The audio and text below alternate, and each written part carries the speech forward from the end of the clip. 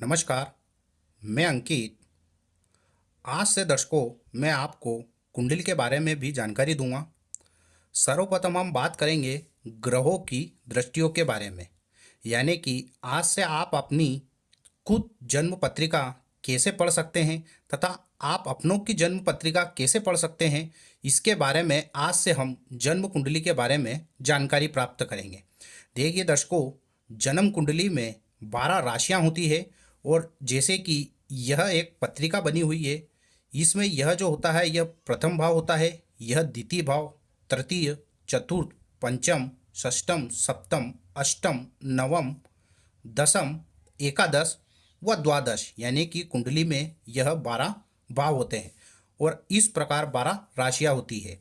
जैसे कि मेष राशि का स्वामी मंगल होता है, वृषभ का स्वामी शुक्र देव होते हैं, मिथुन राशि के स्वामी बुध देव होते हैं, कर्क के चंद्रमा, सिंह के सूर्य, कन्या के बुध, तुला के शुक्र, वृश्चिक के मंगल, धनु के गुरु, मकर शनि होता है, कुंभ के शनि व लास्ट में 12वीं राशि मीन राशि के अधिपति गुरु होते हैं।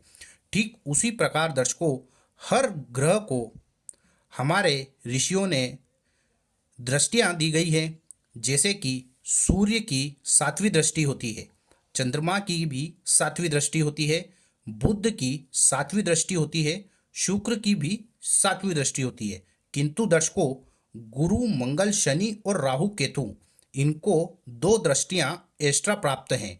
जैसे कि गुरु पंचम, सप्तम व 9वीं दृष्टि इनको प्राप्त है, मंगल को चतुर्थ, सप्तम व अष्टम दृष्टि प्राप्त है, शनि को तीसरी, 7वीं व 10वीं दृष्टि प्राप्त है।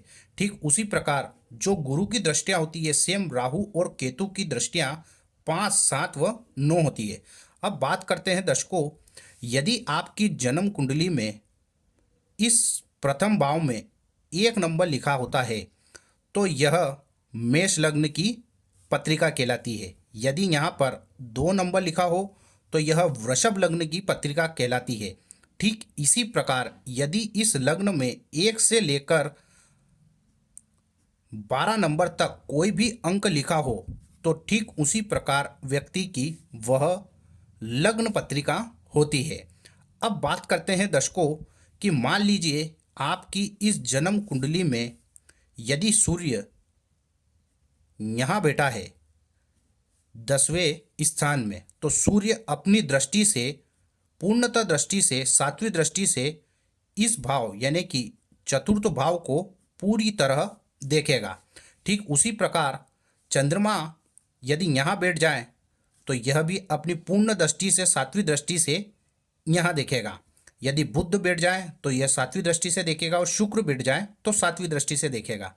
यानी कि कोई सा भी ग्रह कहीं भी बैठ जाए, मान लीजिए सूर्य, चंद्र, बुध व शुक्र, इनमें से कोई भी ग्रह यदि यहाँ बैठता है तो 7वीं दृष्टि हम कैसे गिनेंगे? 1, 2, 3, 4, 5, 6 और ये 7वीं, यानी कि हर ग्रह की 7वीं दृष्टि यहाँ होगी। जैसे कि यहाँ पर मान लीजिए आप चंद्र बैठे हुए हैं, अब इनकी 7वीं दृष्टि कैसे गिनेंगे? 1, 2, 3, 4, 5, 6, ये 7वीं दृष्टि, यानी कि यह सेकेंड हाउस को देखेंगे। ठीक उसी प्रकार यदि गुरु कुंडली में कहीं भी बैठ जाए, मान लीजिए गुरु 6th हाउस में बैठे हुए, अब इनकी हम सर्वप्रथम पंचम दृष्टि कैसे गिनेंगे? 1, 2, 3, 4, 5, फिर 7वीं दृष्टि गिनेंगे 6, 7 और फिर 9वीं दृष्टि गिनेंगे 8 और 9, यानी कि गुरु षष्टम में बैठकर 5वीं दृष्टि से 10th हाउस को देखेंगे, 12th हाउस को देखेंगे, सप्तम दृष्टि से वो 9वीं दृष्टि से यह सेकंड हाउस को गुरु देखेंगे। ठीक उसी प्रकार मंगल को भी 3 दृष्टियाँ प्राप्त है।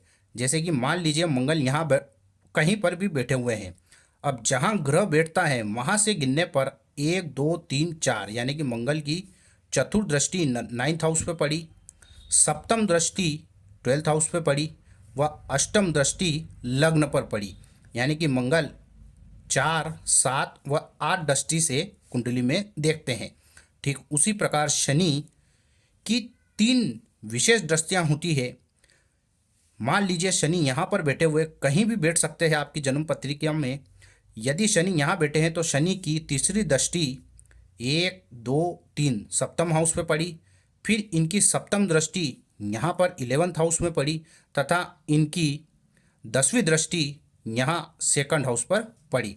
तो शनि को 3, 7 व 10 की दृष्टियाँ प्राप्त है। ठीक उसी प्रकार जो गुरु को दृष्टियाँ प्राप्त है 5, 7 व 9 की, ठीक उसी प्रकार राहु और केतु को दृष्टियाँ प्राप्त है। तो दर्शकों, आज हमने राशि व राशि के स्वामी तथा कौन सा ग्रह कहाँ बैठता है तथा लग्न में 1 से लेकर यदि 12 अंक लिखा है तो वह किस व्यक्ति की कौन सी लग्न की पत्रिका बनती है, इनकी दृष्टियाँ कैसी होती है, जहाँ ग्रह बैठता है वहीं से हम गिनेंगे तो इनकी दृष्टियाँ प्राप्त होती है। तो आज बात करी हमने ग्रहों की दृष्टियों के बारे में। यदि दर्शकों आपको वीडियो अच्छी लगा तो वीडियो को लाइक व चैनल को सब्सक्राइब जरूर करें। व यदि आप भी अपनी कुंडली व हस्तरेखा विश्लेषण दिखवाना चाहते हैं तो व्हाट्सएप के थ्रू आप मुझसे संपर्क कर सकते हैं। आज के लिए दर्शकों बस इतना ही, फिर मुलाकात होगी, तब तक के लिए नमस्कार।